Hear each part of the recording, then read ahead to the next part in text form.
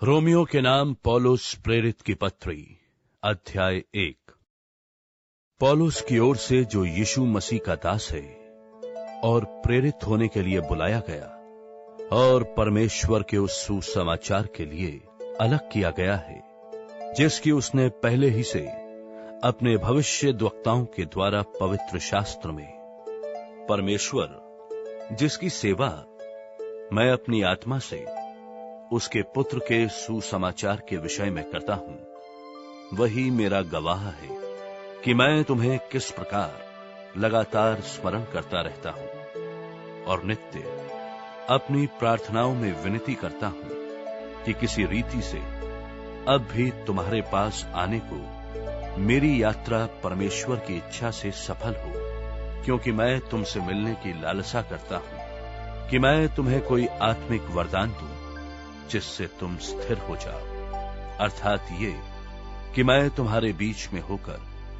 तुम्हारे साथ उस विश्वास के द्वारा जो मुझ में और तुम में है शांति पाऊं। हे भाइयों, मैं नहीं चाहता कि तुम इससे अनजान रहो कि मैंने बार बार तुम्हारे पास आना चाहा कि जैसा मुझे और अन्य जातियों में फल मिला वैसा ही तुम में भी मिले, परंतु अब तक रुका रहा। मैं यूनानियों और अन्य भाषियों का और बुद्धिमानों और निर्बुद्धियों का कर्जदार हूं। सो मैं तुम्हें भी जो रोम में रहते हो सुसमाचार सुनाने को भरसक तैयार हूं। मैं सुसमाचार से नहीं लजाता, क्योंकि वो हर एक विश्वास करने वाले के लिए, पहले तो यहूदी फिर यूनानी के लिए, उद्धार के निमित्त परमेश्वर की सामर्थ्य है, क्योंकि उसमें परमेश्वर की धार्मिकता विश्वास से और विश्वास के लिए प्रकट होती है, जैसा लिखा है, विश्वास से धर्मी जन जीवित रहेगा। परमेश्वर का क्रोध तो उन लोगों की सब अभक्ति और अधर्म पर स्वर्ग से प्रकट होता है, जो सत्य को अधर्म में दबाए रखते हैं, इसलिए कि परमेश्वर के विषय का ज्ञान उनके मनों में प्रकट है। परमेश्वर ने उन पर प्रकट किया है, क्योंकि उसके अनदेखे गुण अर्थात उसकी सनातन सामर्थ्य और परमेश्वरत्व जगत की सृष्टि के समय से उसके कामों के द्वारा देखने में आते हैं, यहां तक कि वे निरुत्तर हैं, इस कारण कि परमेश्वर को जानने पर भी उन्होंने परमेश्वर के योग्य बढ़ाई और धन्यवाद ना किया, परंतु व्यर्थ विचार करने लगे, यहां तक कि उनका निर्बुद्धि मन अंधेरा हो गया। वे अपने आप को बुद्धिमान जताकर मूर्ख बन गए।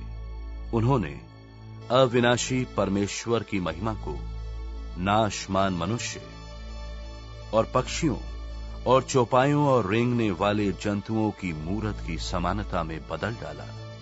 इस कारण परमेश्वर ने उन्हें उनके मन के अभिलाषों के अनुसार अशुद्धता के लिए छोड़ दिया कि वे आपस में अपने शरीरों का अनादर करें, क्योंकि उन्होंने परमेश्वर की सच्चाई को बदलकर झूठ बना डाला और सृष्टि की उपासना और सेवा की, ना कि उस सृजनहार की जो सदा धन्य है। आमीन। इसलिए परमेश्वर ने उन्हें नीच कामनाओं के वश में छोड़ दिया, यहां तक कि उनकी स्त्रियों ने भी स्वाभाविक व्यवहार को उससे जो स्वभाव के विरुद्ध है बदल डाला। वैसे ही पुरुष भी स्त्रियों के साथ स्वाभाविक व्यवहार छोड़कर आपस में कामातुर होकर चलने लगे, और पुरुषों ने पुरुषों के साथ निर्लज्ज काम करके अपने भ्रम का ठीक फल पाया।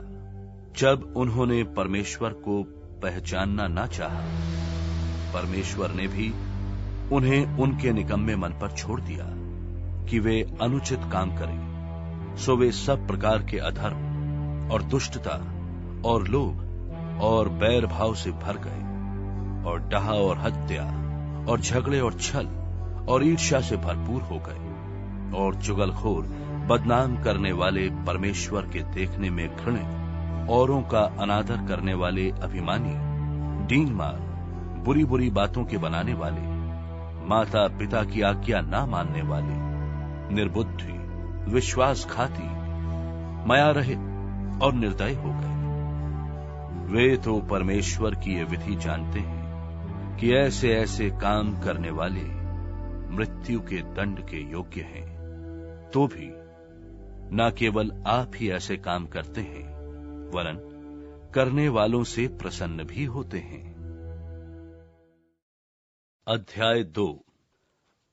सो हे दोष लगाने वाले, तू कोई क्यों ना हो, तू निरुत्तर है, क्योंकि जिस बात में तू दूसरे पर दोष लगाता है, उसी बात में अपने आप को भी दोषी ठहराता है, इसलिए कि तू जो दोष लगाता है, आप ही वही काम करता है। हम जानते हैं कि ऐसे ऐसे काम करने वालों पर परमेश्वर की ओर से ठीक ठीक दंड की आज्ञा होती है। हे मनुष्य, तू जो ऐसे ऐसे काम करने वालों पर दोष लगाता है और आप वे ही काम करता है, क्या ये समझता है कि तू परमेश्वर की दंड की आज्ञा से बच जाएगा?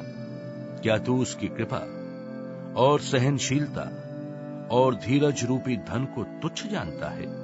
क्या ये नहीं समझता कि परमेश्वर की कृपा तुझे मन फिराव को सिखाती है, पर तू अपनी कठोरता और हठीले मन के अनुसार उसके क्रोध के दिन के लिए, जिसमें परमेश्वर का सच्चा न्याय प्रकट होगा, अपने निमित्त क्रोध कमा रहा है। वो हर एक को उसके कामों के अनुसार बदला देगा। जो सुकर्म में स्थिर रहकर महिमा और आदर और अमरता की खोज में है, उन्हें वो अनंत जीवन देगा। पर जो विवादी हैं और सत्य को नहीं मानते, वरन अधर्म को मानते हैं, उन पर क्रोध और कोप पड़ेगा। हर एक मनुष्य के प्राण पर जो बुरा करता है, क्लेश और संकट आएगा, पहले यहूदी पर, फिर यूनानी पर महिमा और आदर और कल्याण हर एक को मिलेगा।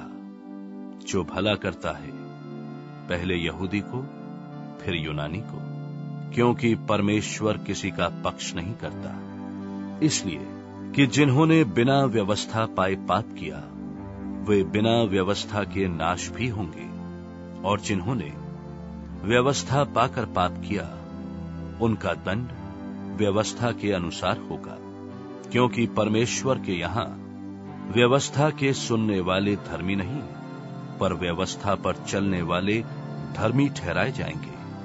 फिर जब अन्य जाति लोग, जिनके पास व्यवस्था नहीं, स्वभाव ही से व्यवस्था की बातों पर चलते हैं, तो व्यवस्था उनके पास ना होने पर भी वे अपने लिए आप ही व्यवस्था हैं। वे व्यवस्था की बातें अपने अपने हृदयों में लिखी हुई दिखाते हैं और उनके विवेक की गवाही देते हैं, और अपने पर भरोसा रखता है कि मैं अंधों का अगुआ और अंधकार में पड़े हुओं को ज्योति और बुद्धिहीनों का सिखाने वाला और बालकों का उपदेशक हूं, और ज्ञान और सत्य का नमूना जो व्यवस्था में है मुझे मिला है। सो क्या तू जो औरों को सिखाता है, अपने आप को नहीं सिखाता? क्या तू जो चोरी ना करने का उपदेश देता है, आप ही चोरी करता है? तू जो कहता है व्यभिचार ना करना, क्या आप ही व्यभिचार करता है? तू जो मूरतों से घृणा करता है, क्या आप ही मंदिरों को लूटता है? तू जो व्यवस्था के विषय में घमंड करता है, क्या व्यवस्था ना मानकर परमेश्वर का अनादर करता है? क्योंकि तुम्हारे कारण अन्य जातियों में परमेश्वर के नाम की निंदा की जाती है। जैसा लिखा भी है, यदि तू व्यवस्था पर चले तो खतने से लाभ तो है, परंतु यदि तू व्यवस्था को ना माने तो तेरा खतना बिन खतना की दशा ठहरा। सो यदि खतना रहित मनुष्य व्यवस्था की विधियों को माना करे, तो क्या उसकी बिना खतना की दशा खतने के बराबर ना गिनी जाएगी? और जो मनुष्य जाति के कारण बिन खतना रहा, यदि वो व्यवस्था को पूरा करे, तो क्या तुझे, जो लेख पाने और खतना किए जाने पर भी व्यवस्था को माना नहीं करता है, दोषी ना ठहराएगा? क्योंकि वो यहूदी नहीं जो प्रगट में यहूदी है, और ना वो खतना है जो प्रगट में है और देह में है। यहूदी वही है जो मन में है, और खतना वही है जो हृदय का और आत्मा में है, ना कि लेख का। ऐसे की प्रशंसा मनुष्यों की ओर से नहीं, परंतु परमेश्वर की ओर से होती है। अध्याय 3। सो यहूदी की क्या बढ़ाई अथवा खतने का क्या लाभ? हर प्रकार से बहुत कुछ। पहले तो ये कि परमेश्वर के वचन उनको सौंपे गए। यदि कितने विश्वासघाती निकले भी तो क्या हुआ? क्या उनके विश्वासघाती होने से परमेश्वर की सच्चाई व्यर्थ ठहरेगी? कदापि नहीं, वरन परमेश्वर सच्चा और हर एक मनुष्य झूठा ठहरे। जैसा लिखा है कि जिससे तू अपनी बातों में धर्मी ठहरे और न्याय करते समय तू जय पाए। सो यदि हमारा अधर्म परमेश्वर की धार्मिकता ठहरा देता है तो हम क्या कहें? क्या ये कि परमेश्वर जो क्रोध करता है अन्यायी है? ये तो मैं मनुष्य की रीति पर कहता हूं, कदापि नहीं। नहीं तो परमेश्वर क्यों कर जगत का न्याय करेगा? यदि मेरे झूठ के कारण परमेश्वर की सच्चाई उसकी महिमा के लिए अधिक करके प्रकट हुई, तो फिर क्यों पापी की नाई में दंड के योग्य ठहराया जाता हूं? और हम क्यों बुराई ना करें कि भलाई निकले, जब हम पर यही दोष लगाया भी जाता है?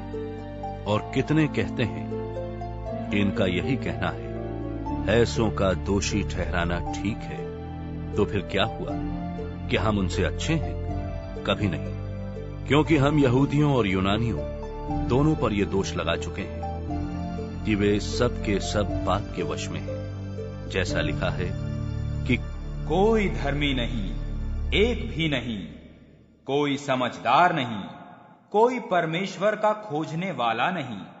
सब भटक गए हैं, सब के सब निकम्मे बन गए हैं। कोई भलाई करने वाला नहीं, एक भी नहीं। उनका गला खुली हुई कब्र है, उन्होंने अपनी जीभों से छल किया है। उनके होठों में सांपों का विष है, उनका मुंह श्राप और कड़वाहट से भरा है। उनके पांव लहू बहाने को फुर्तीले हैं, उनके मार्गों में नाश और क्लेश है। उन्होंने कुशल का मार्ग नहीं जाना, उनकी आंखों के सामने परमेश्वर का भय नहीं। हम जानते हैं कि व्यवस्था जो कुछ कहती है उन्हीं से कहती है जो व्यवस्था के अधीन है, जिससे हर एक मुंह बंद किया जाए और सारा संसार परमेश्वर के दंड के योग्य ठहरे। क्योंकि व्यवस्था के कामों से कोई प्राणी उसके सामने धर्मी नहीं ठहरेगा, कारण कि व्यवस्था के द्वारा पाप की पहचान होती है। पर अब बिना व्यवस्था परमेश्वर की वो धार्मिकता प्रकट हुई है जिसकी गवाही व्यवस्था और भविष्यद्वक्ता देते हैं, अर्थात परमेश्वर की वो धार्मिकता जो मसीह पर विश्वास करने से सब विश्वास करने वालों के लिए है। क्योंकि कुछ भेद नहीं, सबने पाप किया है और परमेश्वर की महिमा से रहित है, परंतु उसके अनुग्रह से उस छुटकारे के द्वारा जो मसीह यीशु में है सेंत मेंत धर्मी ठहराए जाते हैं। उसे परमेश्वर ने उसके लोहू के कारण एक ऐसा प्रायश्चित ठहराया जो विश्वास करने से कार्यकारी होता है कि जो पाप पहले किए गए और जिनकी परमेश्वर ने अपनी सहनशीलता से आनाकानी की, उनके विषय में वो अपनी धार्मिकता प्रकट करें, वरन इसी समय उसकी धार्मिकता प्रकट हो कि जिससे वो आप ही धर्मी ठहरे और यीशु पर विश्वास करे। उसका भी धर्मी ठहराने वाला हो तो घमंड करना कहां रहा? उसकी तो जगह ही नहीं। कौन सी व्यवस्था के कारण से? क्या कर्मों की व्यवस्था से? नहीं, वरन विश्वास की व्यवस्था के कारण। इसलिए हम इस परिणाम पर पहुंचते हैं कि मनुष्य व्यवस्था के कामों के बिना विश्वास के द्वारा धर्मी ठहराता है। क्या परमेश्वर केवल यहूदियों ही का है? क्या अन्य जातियों का नहीं? हां, अन्य जातियों का भी है, क्योंकि एक ही परमेश्वर है जो खतना वालों को विश्वास से और खतना रहितों को भी विश्वास के द्वारा धर्मी ठहराएगा। तो क्या हम विश्वास के द्वारा व्यवस्था को व्यर्थ ठहराते हैं? कदापि नहीं, वरन व्यवस्था को स्थिर करते हैं। अध्याय 4। सो हम क्या कहें कि हमारे शारीरिक पिता इब्राहिम को क्या प्राप्त हुआ? यदि इब्राहिम कामों से धर्मी ठहराया जाता तो उसे घमंड करने की जगह होती, परंतु परमेश्वर के निकट नहीं। पवित्र शास्त्र क्या कहता है? ये कि इब्राहिम ने परमेश्वर पर विश्वास किया और ये उसके लिए धार्मिकता गिना गया। काम करने वाले की मजदूरी देना दान नहीं, परंतु हक समझा जाता है। परंतु जो काम नहीं करता वरन भक्तिहीन के धर्मी ठहराने वाले पर विश्वास करता है, उसका विश्वास उसके लिए धार्मिकता गिना जाता है, जिसे परमेश्वर बिना कर्मों के धर्मी ठहराता है।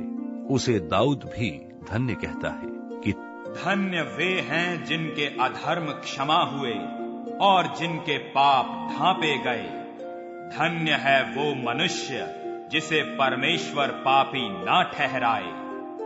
तो ये धन्य कहना क्या खतना वालों के ही लिए है या खतना रहितों के लिए भी? हम ये कहते हैं कि इब्राहिम के लिए उसका विश्वास धार्मिकता गिना गया।